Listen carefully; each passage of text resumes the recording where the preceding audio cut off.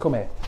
Welcome to the Famous Foxes Aftermath Show, live every Sunday on Leicester Fan TV.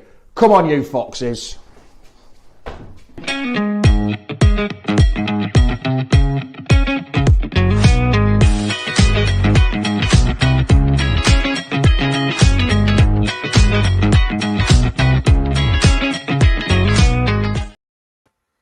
Good morning, Foxes. How the devil are you? How's your weekend been so far? If you're on the bus, hope you're having a decent journey down to Bournemouth. But you know what day it is. It's I've made a right cock up of this. Welcome to the original Sunday morning Leicester City football show. You know what day it is. It's Sunday. It's 9:30 a.m. So it's time for the Famous Foxes Aftermath Show, run by us fans in here, but you fans out there. And you know what? Your opinion really matters. Let's get them comments now. Let's get going. It's kick-off time. Come on, you Foxes. The Leicester City machine is on the march again. Leicester Fan TV presents a variety of content like fan discussions, match analysis, and engaging with Leicester fans worldwide. We want your views live, thanks to our sponsors, Everard's, Pucker Pies, Hologram, Take Me, Newbie & Co, and the Foxes Arms. Want to watch more content like this? Hit the like button. Give us your views. Hit subscribe to Leicester Fan TV and make sure to follow Leicester Fan TV on all socials.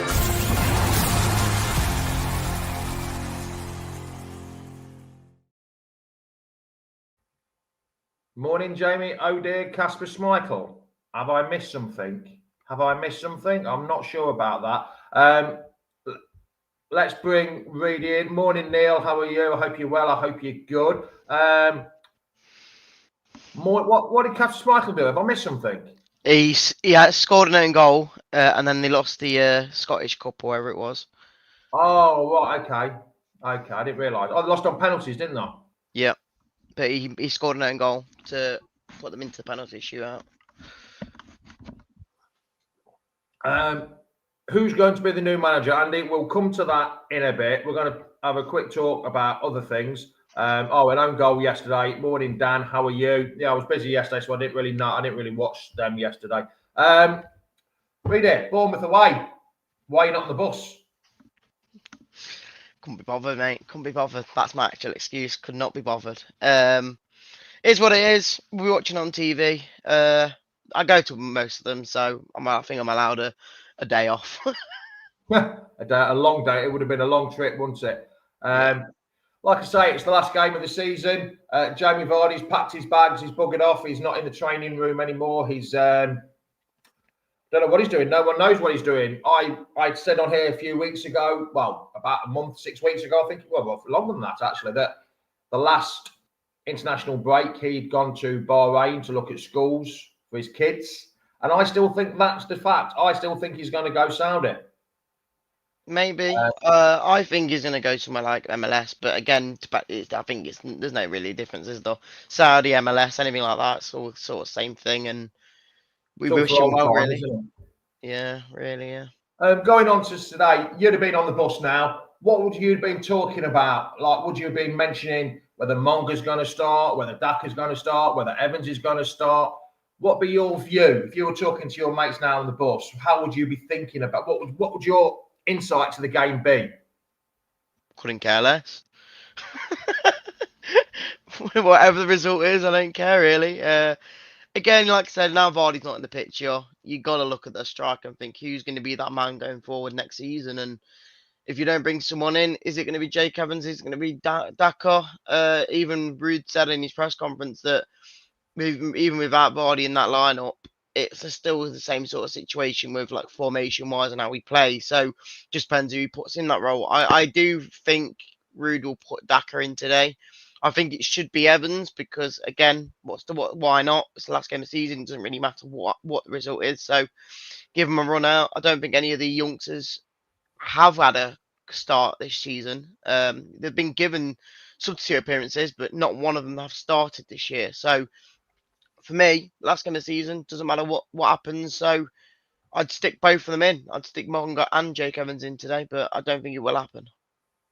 Yeah, Nick, I was going on about the last international break, not now. There's a couple of comments about Ruud van Nistelrooy. As much as I hate him, not as a person, as a manager. I think he's been treated badly the last few weeks, not knowing exactly what he's going to do. I mean, Southampton got rid of their manager straight away, didn't they? As soon as they got sacked, so as soon as he got relegated, he got the sack. There should have been more clear info coming out from the club, shouldn't there, really, about what's going on. Instead of we're just hearing things on Sky Sports News on Thursday or Friday, Thursday it was, wasn't it? That Van Nistelrooy, this could be possibly Van Nistelrooy's last game in charge. But it's not been the best of time for the board or anything. The silence is deafening, isn't it, Rudy? It's Leicester City, though, isn't it? We're never clear on what anything happens. Again, we weren't clear on this point deduction that was coming in and whatnot. So again, this is Leicester City as it is already, isn't it? So do we think Brood's going to be gone? In my opinion, probably, after what we've heard from all the journalists saying it's his last game and he'll be sacked after today. But like you said, Ruud van Nistelrooy in the last couple of weeks has probably been criticised a bit too much. I know people are saying, "Oh, you can't say this after you've just beaten two of the worst teams in the Premier League." But in a way, you're playing them next season. Yes, the teams will change, and I've tried to back him as much as I can, and in a way, I've been turning away of saying that if we're getting another manager in, and it's someone like Russell Martin, for me, you might as well just keep Ruud van Nistelrooy because you're just spending money to get rid of him for no reason.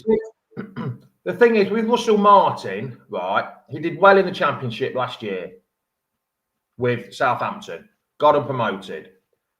Isn't that not that I'm putting my hand in the thing saying putting my playing on my cards and saying Russell Martin, but he did a job in the Championship last year. But surely that's what we need, that kind of manager that knows how the Premiership works. And according to form, he is changing his backroom staff compared to what it was at Southampton. I think the issue with Russell Martin, and a lot of fans point on it, is people look at it as not a Championship season. They're looking at it as what happens in the Premier League when we go up. And the issue is Russell Martin was absolutely dreadful in that season.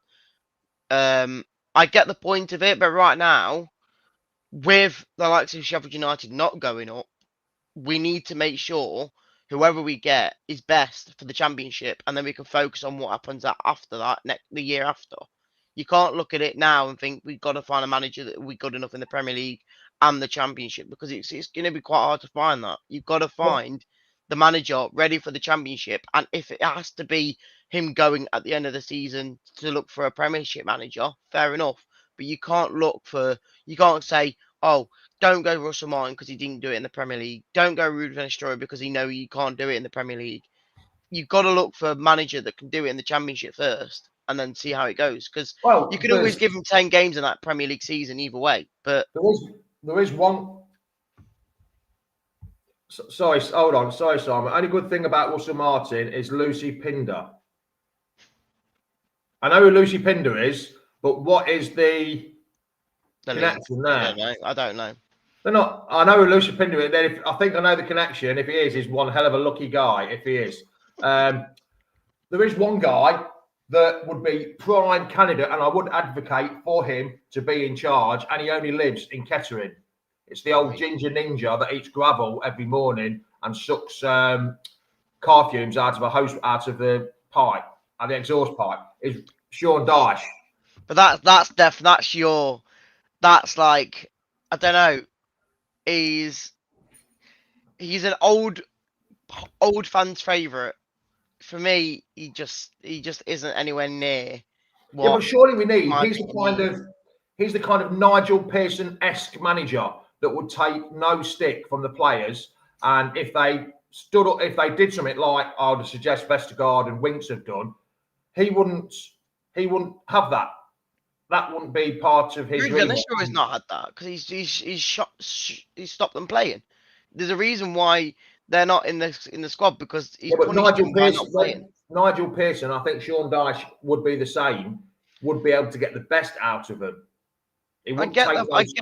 I get the view of it. I just don't think the players and the club are looking interested in the way he plays and that sort of style. I think when we got Cooper in, and then the players had a bit of a rant against him with obviously the play style, and Winks was saying this is shocking football and whatnot. The club aren't looking in that sort of angle now. They want to go for possession based football, which I know a lot of people hate and a lot of people moan at, but that's the way we're moving forward now, and that's why we're going for like a Russell Martin, who's probably even more extreme than someone like Enzo Maresca. Russell Martin's style of play is even more extreme than Enzo Maresca, so that's why I'm not too sure on Martin, just because I think he's just too stubborn. But you never know. I think like you said, right now we just need a championship manager, not looking forward to who's going to be good enough in the Premier League. Bill Evans has said, need a manager who plays attacking football. That's not a style of football anymore, really, is it? No, it's your favourite ticky-tacky pass. You've got it's a progressive tiki-taka possession-based football that ends in creative attacks. It's not kick the ball up and go on the counter anymore. Yes, there's some clubs like Forest doing it, but there's only so many teams now playing in that sort of style. And even like someone like Moyes at Everton, he's not setting the world on fire with the football, but he's not playing counter-attacking football. They're just playing a bit different style to what a lot of teams are playing right now. But I don't know. It's difficult. If Ruud goes, fair enough, because he probably deserves to go. But people can't look at the situation now and think who's going to be good enough for the Premiership, because we might not even be there. You've got to look at who's good enough to win us the Championship. Now, like I say, now Sheffield United are in there. It's going to be a lot harder for us. I'll tell you that now. I mean, another name that's been put in the hat as well is Danny Rojo. I'm not sure how do you pronounce that. You know me in pronunciations. The Chef Wednesday manager. Would he come to City? Chef Wednesday, I don't know. I can't remember where they finished. Were they near the playoffs? I can't remember. See, this is one where something like Danny Roll, but probably the start of play is probably there. But what's he done in his career to prove that he can do it? Like, yes, he's done okay. He's not got anywhere. They've not got playoffs really. So you'd think that's probably just as big of a risk than getting Ruud van Nistelrooy. Like the style of play is there, but is the determination and the persistence to try and win every game or near enough every game the next season to try and keep us up and bring us back up? I don't know. Maybe so. I was like that with Enzo Maresca when he came in and thought, is this guy ain't got anything good? And turns out he did, but I don't know. I would go for someone proven, and I think, like you said, the nearest to that is probably Martin at the moment, because he's done it before. Against people will say Sean Dyche, but I think the last time he brought a team up from the Championship was before we won the league. It was before we won the league, so that's how long ago it was since he did it with someone. But then again, I know it probably because he was in the Premier League managing. But Mary, I think you're right. There's certain sections of the fan base that do have agenda against a manager before they're even put in charge or even signed a contract. So yeah, whoever it is, people won't be happy, and certain sections will want him out before they even start the pre-season. God help us, Martin, no ambition. But that's another one. People looking at the Premier League as well. There, Trellis saying he's not good enough for the Premier League. What is our ambition? What have we got to look forward to? What is now top of the list? What do we need to aim for now? Is it just promotion? Is it just promotion, keeping in the Premiership, or is it just promotion, doing well in the Premiership, or have we got to completely reset and not drop down another division, but just, I don't know. What's our... I think our ambitions? What is our ambitions, lads and lasses? Our thing going forward now for me is a complete reset, but hopefully by reading...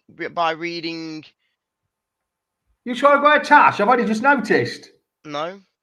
All right. By resetting and still trying to go for the top 6 or wherever it is, for me, is not hard. Again, the team we've got, even if you lose some of the players, I still think we've got the quality to go back up. But for me, it's not looking at who's good enough in the Premiership anymore. You've like for me, this is now back to where we were 2 years ago before Enzo Maresca came in, and the moment he came in, it felt like a reset. And after that season of Enzo Maresca in the Championship, it worked out. But then we lost manager, and then we're basically back at point one again. So it is what it is, but I'm not sure. Unfortunately, Jack says, unfortunately, I don't think we are going to attract anyone of a big name with the state of the club we need a grateful whoever wants to come to the football club. We're in dire straits. We are, because you've got points deduction, PSR hanging over us again. Reedy, do you understand what's going on with this PSR? Because I haven't got a Scooby-Doo what's going on with it. I didn't last time. I thought we'd won it, the case, and that was end of it, end of story. And then halfway through the season, they were saying if we go down the Championship, EFL are going to give us a points deduction. Now the Premiership have come in and had their say. I really don't know whether I'm coming or going with this points deduction. I haven't got a clue. Have you? Well, it looked like we've beaten the charges for the 22-23 season, which we all thought we were going to get charged for, I think, this season. But the 23-24 from last season, apparently we've overspent by £120 million, which is fucking outstanding, the amount of how much over we've gone. I think Everton got a point deduction of 4 for going over about 20 million. Somehow, from the stats I've seen, we've gone over by 100 million. How have we gone 120 million over?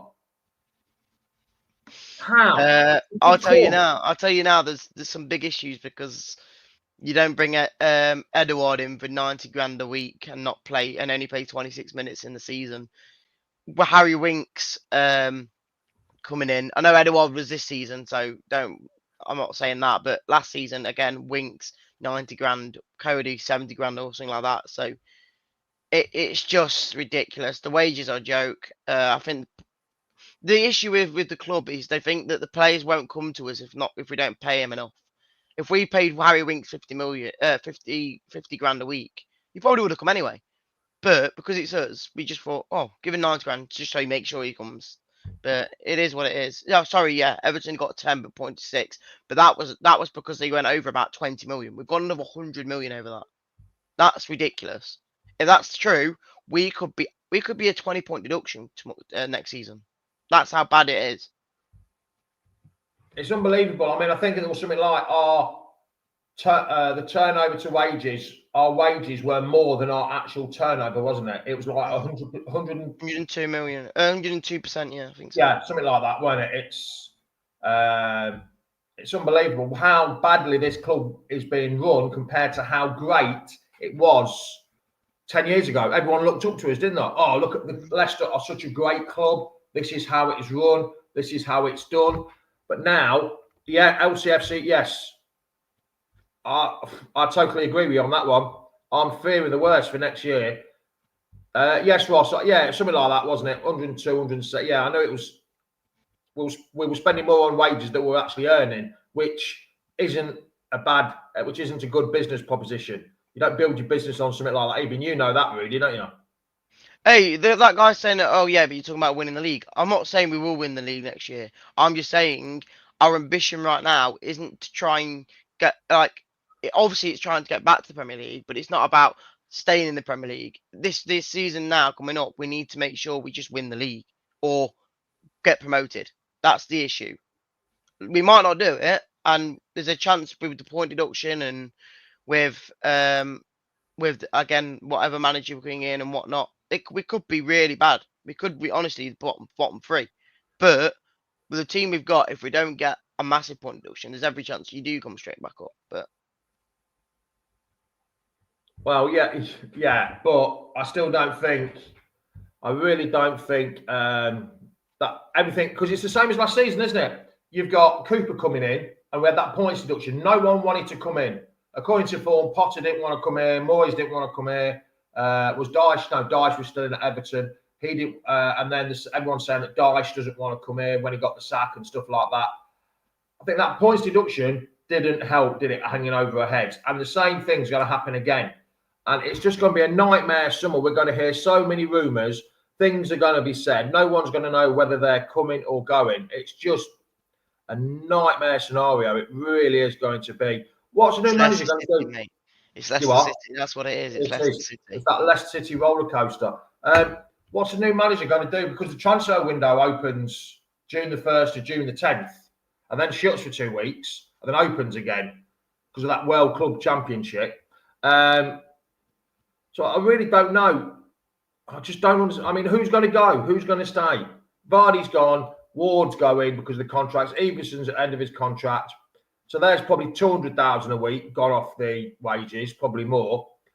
But it takes a lot more to do than that. Wout Feds probably goes. Ndidi will probably get some art. Then all these players you're mentioning, and I'd still think if we didn't get that big of a point deduction, there's a chance we could come straight back up. Because again, you've got the likes of Ben Nelson, who yes, he's linked with Chelsea, but if he doesn't go, he's a bank starter for next season. Mavadine and Fatawi, I don't see them going anywhere near any team right now because of how But the bad thing is, form though, if Ben Nelson goes to Chelsea, because Enzo quite liked Ben Nelson. Yeah. He was in and around the squad. He played in. It was a bit young 2 years ago. Probably this year he'll be fine. It'll be pure profit. It'll help us out. And we're getting to the stage where we'll need to sell our younger players. I mean, even Jerry Monga, we can't get any money for him. If he was rated at 15, 20, we can't get any money for him because he's too young. No. He hasn't signed a professional contract. He can go at any time because he hasn't signed. He's only on academy contract, and it's. I think it's different to how it works with a professional contract. But some people like Nelson, even Hamza Chowdhury, if he was to go somewhere, because he's on the last, if Sheffield United were to sign him permanently, them players would make us pure profit. Yeah, fair enough. Yeah, it's them. It's if we're in such a shit situation, especially if it was like you said, 120 million. I've kept away from it because I didn't understand exactly what was going on with it and why it was happening. But if it's 120 million, again, I don't know how the club has been run, but it's not running well at all. I think Enzo will be at Chelsea next year, don't you think? if he gets Champions League, definitely. I think if he doesn't, if there's a world that they don't get Champions League, there's every chance Chelsea are like. Well, yeah. Real Office, and then he's in Europa League. Yeah, I get. Yeah. So no, I get you. There's every chance, but we know how Chelsea are and not getting Champions League and whatnot. I'm not quite sure what that means. We need to learn. We just don't learn. No, we don't. We keep making the same mistakes time after time again. I mean, the other year we made 97 million loss, didn't we? What it was, and now we've made 120 million loss. How can we keep making these losses all the time, Reader? Why don't we learn? Well, you know where a lot of people are going to blame, but again, it's not just down to one man, is it? It's around the club as a total. Like I say, bring in certain players for a certain amount of wages. I mean, like Tony says, Top's writing off almost $500 million over the years. He can't write off much more, can he? Really? No, he could. He could. Is that acceptable? I don't know. Soumari and Ndidi both can go there on big wages. And I totally agree, but it's just tough, isn't it? It's just tough being a Leicester fan at the minute. Yeah. It shows that you're not going to bloody Bournemouth. That's how tough it is, because you would be one of the first on the bus normally. I just decided not to go today. I've been to what? Out of the, is it 18 I would have been to? It'd be 19 away games. I think I've been to 17 this season, so I thought I'd have a day off today. Armchair supporter. But I mean, let's talk about the game today. I know it's not the best of times, is it? It's the last game of the season. There's not much interest in it, to be honest. It's a dead rubber for both clubs. Bournemouth can't get into Europe. If they got a result last week, there was a slim chance if they gave us a good stuffing. I need to pop off for 2 seconds. 1 second. Sorry. Yeah. All that. It's a dead rubber. People, we can equal the points, the worst points record, if we win today.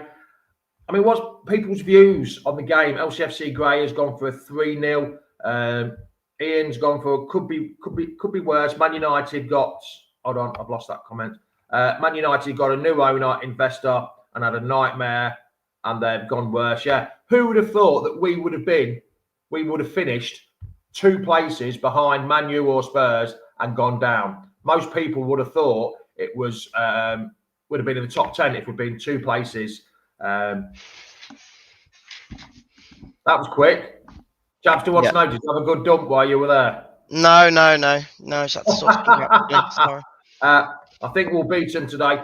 If we beat them today, Simon, that's just Classic. awful, isn't it? That we get 8 points from the final 4 games when it's a completely dead rubber. We've beaten teams, Southampton 2-0, Ipswich 2-0, that were both relegated. We drew with Forest, and now we've got Bournemouth away. And did you realise, Reedy, Steve Cooper played Spurs and got a point. Van Nistelrooy played Spurs, got 3 points. Both managers got 3 points against Southampton. Cooper got a point against Ipswich and 3 points against... And Van Nistelrooy got 3 points against Ipswich.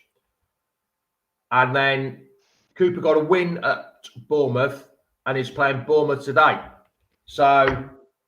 The only difference is we're playing teams now when we're relegated, and it's completely different there. I get the point of it, and people are going to say, yes, you beat Southampton, but you're relegated.